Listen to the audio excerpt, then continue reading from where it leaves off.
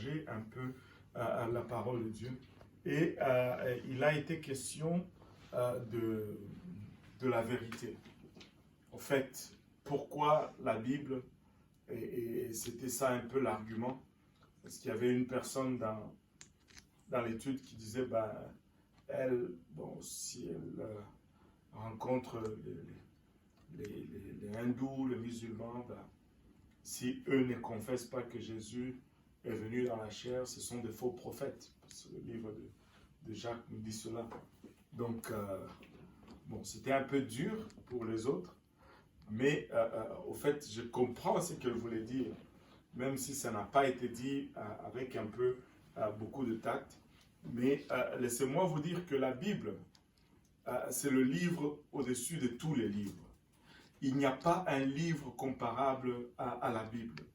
La Bible est unique dans son écriture, la Bible est unique dans son contenu, la Bible est unique dans son existence même, comment elle a passé à travers le temps, à travers les âges pour atteindre jusqu'à nous.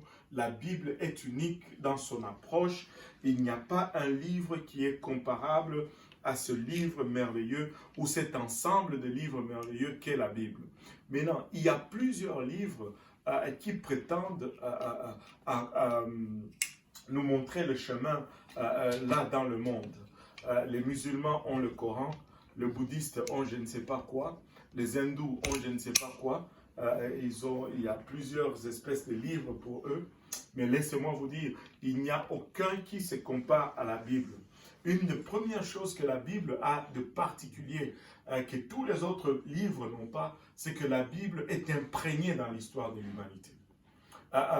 Tu vois la Bible dans l'histoire de l'humanité, dans ce qui est l'histoire extra-biblique de la Bible. Tu peux regarder à l'histoire de l'humanité, venir voir la Bible et revoir cette histoire, les traces de cette histoire dans ce que la Bible mentionne. Elle est à part par rapport à cela. La Bible n'est pas un seul livre, mais c'est 66 livres au total qui ont été écrits par un groupe de 40 personnes. Et ces 40 personnes ont vécu sur une période plutôt de 2000 ans. 2000 ans de temps d'écriture.